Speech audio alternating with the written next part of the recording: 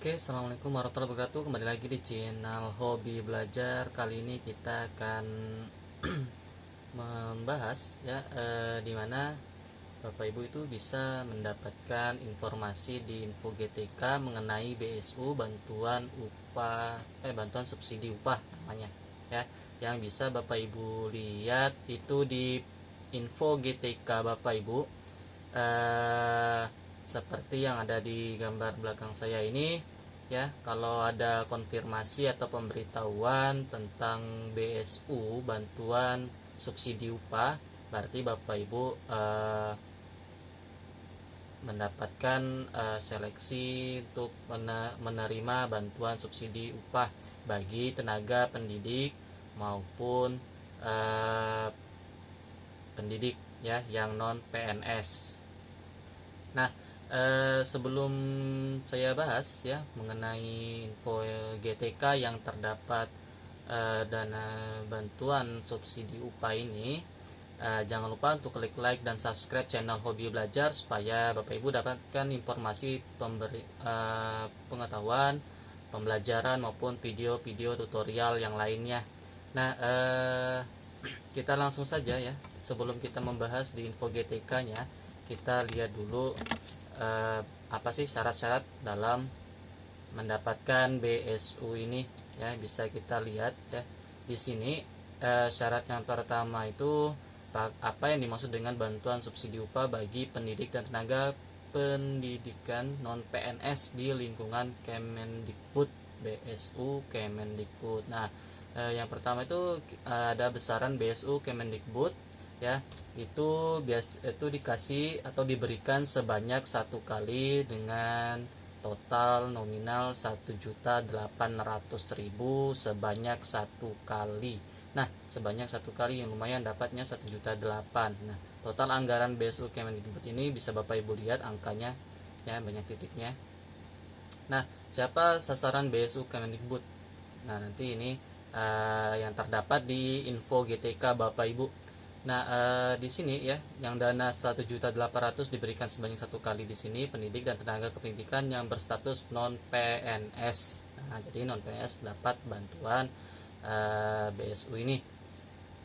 Baik dari dosen, guru yang diberikan tugas sebagai kepala sekolah, ya, pendidikan PAUD, kesetaraan, tenaga perpustakaan, tenaga lab, dan tenaga administrasi ya, di semua sekolah dan perguruan tinggi baik negeri maupun swasta di lingkungan Kemendikbud. Di sini ada total sasarannya, ada sekitar 2.034.732 orang yang mendapatkan dana BSU yang tertera di info GTK Bapak Ibu. Nah, untungnya saya bisa masuk ya di info GTK karena susah sekali untuk masuk di info GTK karena banyak yang akses. Nah, banyak yang akses di sinilah yang membuat info GTK-nya sulit untuk dibuka.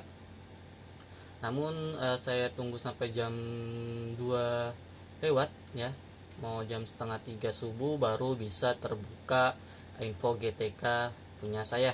Nah, yang kedua kita bahas, apa persyaratan bagi PTK untuk menerima BSU Kemdikbud. Nah, yang pertama pastinya warga negara Indonesia. Yang kedua berstatus bukan sebagai pegawai negeri sipil yang non PNS ya. Memiliki penghasilan di bawah 5 juta per bulan. Nah, otomatisnya Bapak Ibu yang non PNS juga sama kayak saya ya, besaran gaji itu memang gak nyampai 5 juta. Syukur-syukur mendapatkan UMR ya. Nah, karena perhitungannya lewat per jam untuk mengajar, tergantung sekolahnya. Nah, tidak menerima bantuan subsidi upah atau gaji dari Kementerian Ketenagakerjaan sampai dengan tanggal 1 Oktober 2020. Nah, kalau Bapak Ibu yang sudah mendaftarkan prakerja itu tidak bisa mendapatkan dana BSU Kemendikbud ini karena sudah terdata untuk prakerjanya. Nah, ini tidak menerima kartu prakerja sampai dengan tanggal 1 Oktober 2020. Nah, yang ketiga, bagaimana mekanisme pencairan BSU Kemdikbud? Nah, di sini ada informasi pencarian. PTK menyiapkan dokumen persyaratan BSU-nya. Yang ketiga, PTK mendatangi bank penyalur untuk melakukan aktivasi rekening dan menerima BSU ini. Nah, informasinya di sini Kemendikbud membuatkan rekening baru untuk setiap PTK penerima BSU Kemendikbud. Bantuan disalurkan secara bertahap sampai akhir November 2020.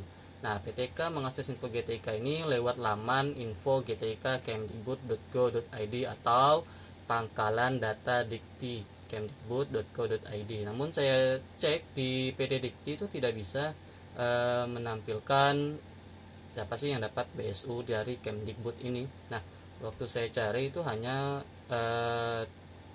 adanya untuk perpal ijazah, ya, untuk mengecek ijazah. Untuk menemukan informasi terkait status pencarian bantuan rekening bank masing-masing dan lokasi cabang bank penyalur.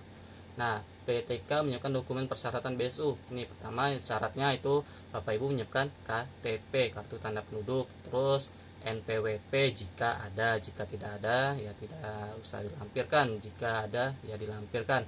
Yang ketiga, surat keputusan penerima BSU yang dapat diunduh dari info GTK dan PD Dikti. Nah, surat keputusan penerima BSU yang dapat diunduh di info GTK Bapak Ibu masing-masing yang mendapatkan informasi ataupun pemberitahuan nominasi penerima BSU. Yang selanjutnya, surat pernyataan tanggung jawab mutlak SPTJM yang dapat diunduh di info GTK dan PD Dikti yang harus diberi materai dan ditanda tangani. Nah, SPTJM ya. Terus PTK mendatangi bank penyalur untuk melakukan aktivasi rekening dan menerima BSU. PTK membawa dokumen yang dipersyaratkan untuk menunjukkan ke petugas bank penyalur untuk diperiksa.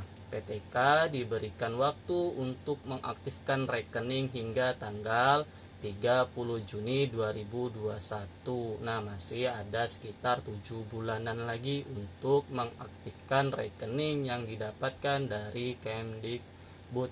Nah, inilah rencananya ya, syaratnya bagaimana mendapatkan BSU ini ya, bagaimana cara pencairan BSU ini seperti yang sudah dijelaskan di tadi pagi itu di YouTube ataupun Zoom Kemdikbud RI ya. Nah, Bapak Ibu bisa langsung saja ya mengecek info GTK Bapak Ibu seperti biasa, masuk di laman info.gtk.kemdikbud.go.id ya. Login langsung ke GTK untuk mengecek penerima BSU ini. Nah, jika sudah, Bapak Ibu melakukan login seperti biasa yang pernah Bapak Ibu lakukan ya. Login menggunakan akun email Dapodik serta password Dapodik Bapak Ibu. Nah, terus Bapak Ibu langsung menemukan atau langsung masuk seperti ini ya. Bisa seperti ini, nanti ada informasi mengenai penerima BSU ini. Nah, kalau Bapak Ibu ada mendapatkan di info GTK-nya seperti ini ya, ini punya saya ya, Anda termasuk dalam nominasi penerima bantuan subsidi upah BSU bagi pendidik dan tenaga kependidikan non-PNS Kementerian Pendidikan dan Kebudayaan tahun 2020. Status BSU, dana BSU Kemdikbud dalam proses pencairan ke rekening. Nah, kalau punya saya itu masih dalam proses pencairan ke rekening, nggak tahu kapan cairnya ya, karena belum juga dapat nomor rekening saya.